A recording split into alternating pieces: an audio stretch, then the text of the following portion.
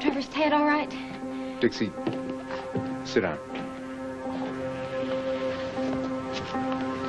Please tell us what you know. This waiting is intolerable. You know we've been searching the river. You found him? No, we haven't. Well, that's good news. I mean, that means that he made it to shore somewhere. Trevor, is that what you think? Is that what you think happened? Dixie. Come on, Trevor, he's all right, isn't he, please? Dixie, I'm sorry.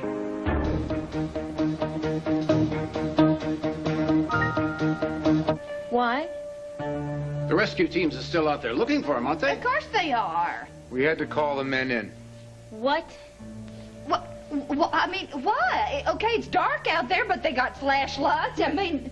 Isn't there some way you could have kept going? It wasn't the dark. No, of course not. It's money. Money? Yes.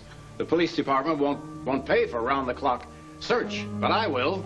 It's not the money. You just keep the men and that equipment out there looking for him. I'll foot the bill. Palmer, let Trevor explain himself. Come on, is there something new to report since what we heard last? We know that Tad found Billy Clyde near a railroad yard. And that there was some kind of an explosion. From a bomb that Billy Clyde made, right? Yes. And when the bomb went off, the force of the explosion threw Tad and Tuggle over the side of the bridge.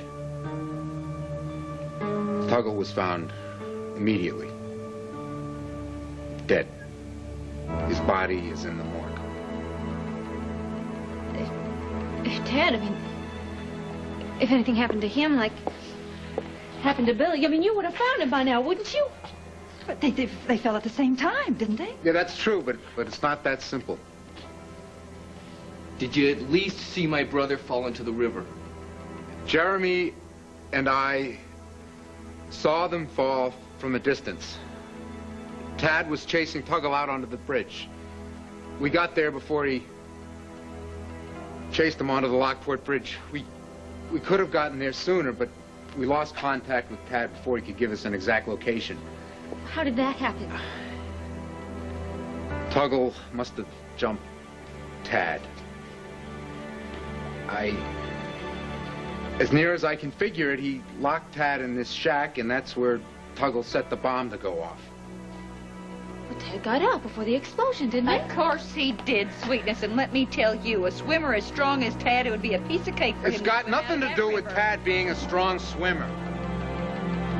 Jeremy and I got there after Tad had broken out of the shack and chased Tuggle onto the bridge.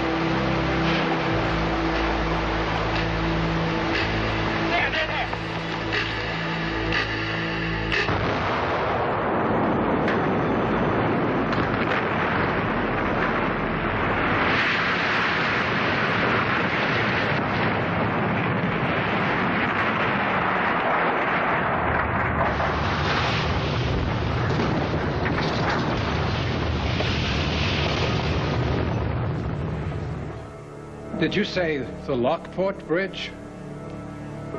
But you know it? It spans the river at a point they call the Witch's Cauldron. Joe? Tuggle didn't die by drowning. The fall broke his neck. Well, it does not mean that Ted did not survive the fall. Dixie, even if he survived the fall, I saw him go under. I saw him go down. The current there is so strong, and it took him so fast. But look, it just means that maybe he could have been washed up somewhere down the river. I mean, that just means that you should start the search again somewhere further away. Look, I know it's very hard to hear this, but there's no way that Tad could have survived. Yes, there is. You cannot stop looking for him. Dixie, sweetheart, listen to what Trevor's trying to tell you. Dixie, Tad is dead. No, he's not. I'm sorry. Ted is not dead. He's been in trouble before. He will be again, and he always comes back to me. Tad is not dead.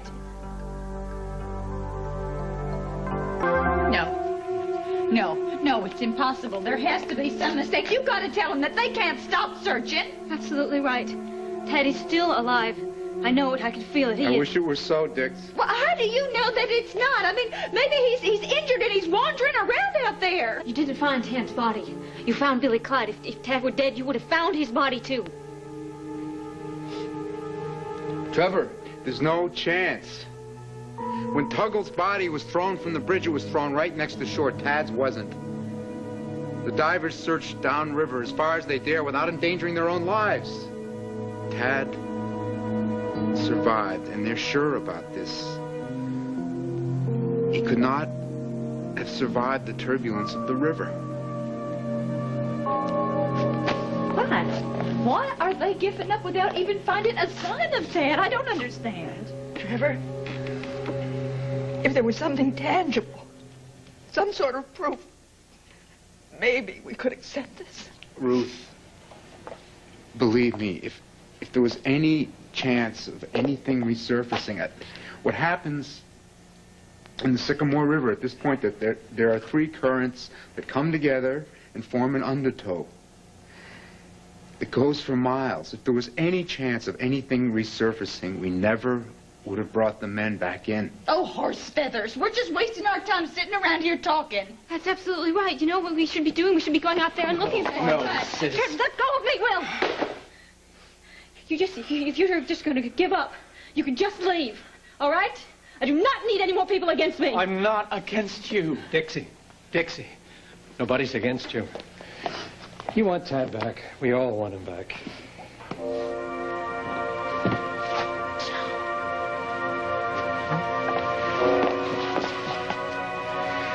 We have to try to accept what Trevor's telling us. Hard as that is. No. He's coming back to me. He's coming back. He would not leave me on the day that we're going to get married. Not today. Promise me.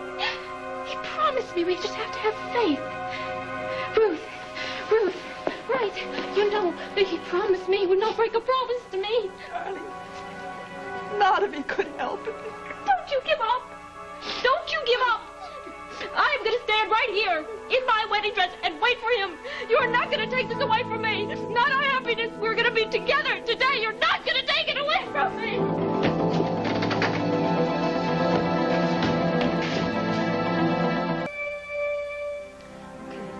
When I was in trouble, when I was out there in that cabin with Billy Clyde alone, I heard you talking to me all the time. And having you close and hearing your voice had helped me keep fighting. Well, now I'm talking to you, Ted. You hear me? You listen to me. You hear my voice. It will bring you back to me. Dixie, it's Lady and Will. Can we come in? Just keep listening to me, Ted. Just listen to me. Come home to me. I love you. Come back to me. Is there anything we can do for you, sweetheart? Come back to me, Ted. Come back to me.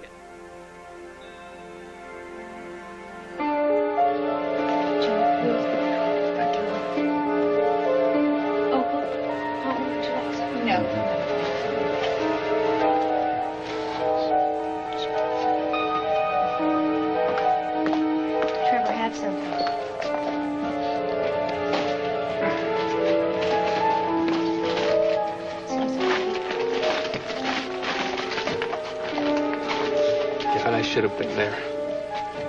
If I was there, he'd be alive right now. You don't know that. Don't do this to yourself, Joey. What am I gonna do? He's my brother. Come here.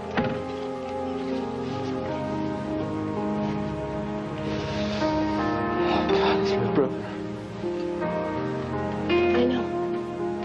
I know, and I'm sorry. It was my father that did this to you and to your family. I'm sorry. How are we gonna get through this? I don't know. I need you. Come on, Joey. I'm here. I am here for you through this whole thing, I promise you. Thank you. I gotta stop. I gotta be there for my mom and dad. Any time at 2 you want to go back to the house, I'll be happy to give you a ride. I can't. I can't leave Dixie, not yet. Thank you, Charlie. Sure.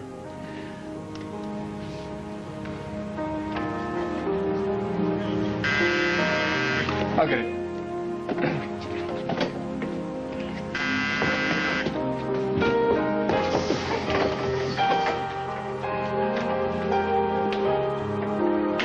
Hello, I'm Lieutenant Berniger.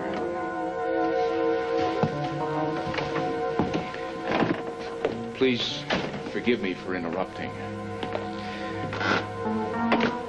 Dr. Martin, Mrs. Martin, you have my deepest sympathy.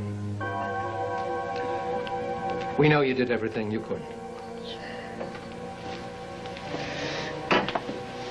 Why are you here, Lieutenant? The last diver who reported in brought this to me. He found it caught in the rocks on the bottom of the river. Bottom of the river? I thought you'd want to have it.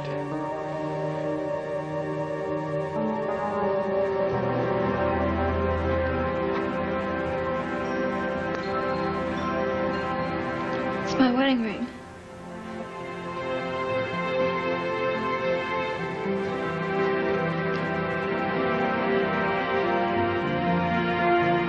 He had it engraved. DM and TM. Together forever.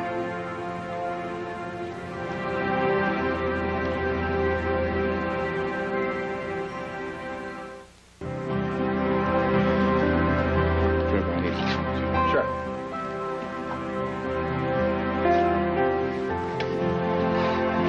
I saw him put that ring in his pocket.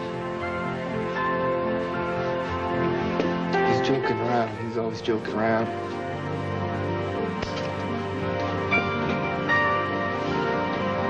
Oh, God. Why? Why, Tad? There's no way he's coming back?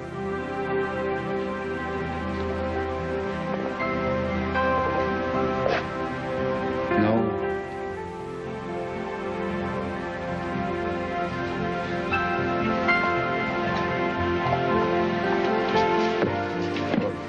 Now then they go with her.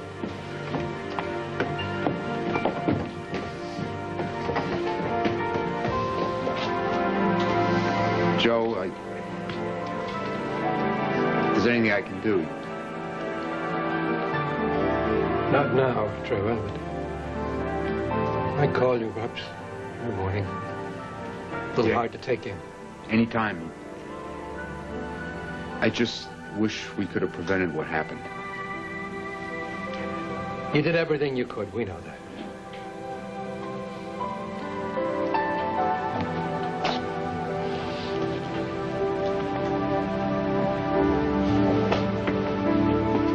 I think we should give him some time alone. Yeah. Trevor. How about you? Are you okay? I'm gonna miss him. I'm gonna miss him bad.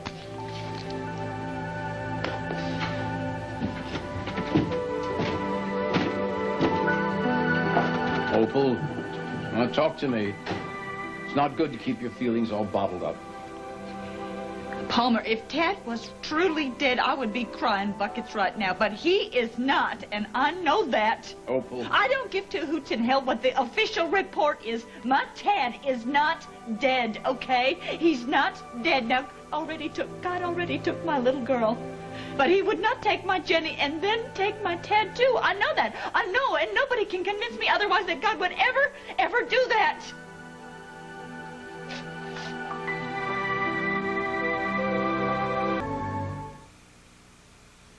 It was... Chris, don't you feel it, too? Oh, boy. I can't feel anything anymore. Now, he's alive. He is. We can't stop now. Oh, well, stop! Is it hard enough without clinging to false hope? Ruth. I'm sorry, Palmer. I didn't mean to. I know. Come on, darling, let's go home. I can't leave Dixie. Oh, well, I'll stay. And Yeah, Melanie's here, too. I'll get the coats. We need... Thank you, Charlie.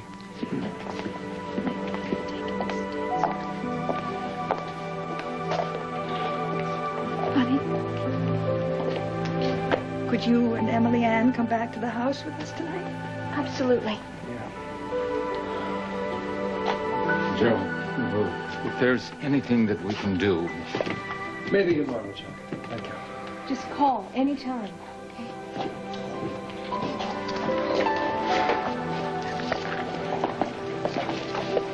Home. Dix needs a sedative. Could you call me, please? Yes. Thank you.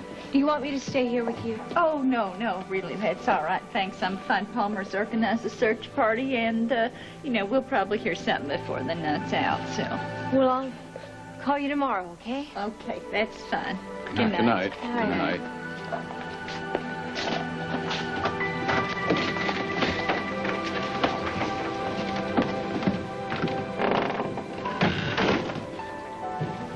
Good night. Good night. Good night, Good night. Joe. Good night, Charlie. Good night. Well, this place is a mess. I think I better pick up. Yeah, I'll help you out there. Oh, thanks. Why don't you leave? Palmer. You're not needed here. You're certainly not wanted. My sister needs me. I'm here for Dixie. Will's her brother. So no time to argue. Just go. Look, I'm here as long as Dixie wants me here. If you don't like it, that's just too damn bad.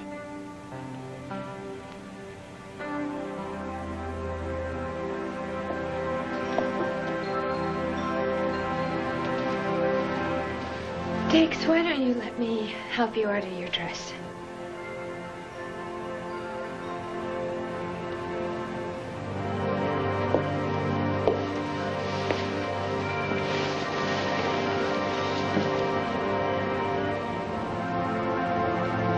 It's a beautiful ring.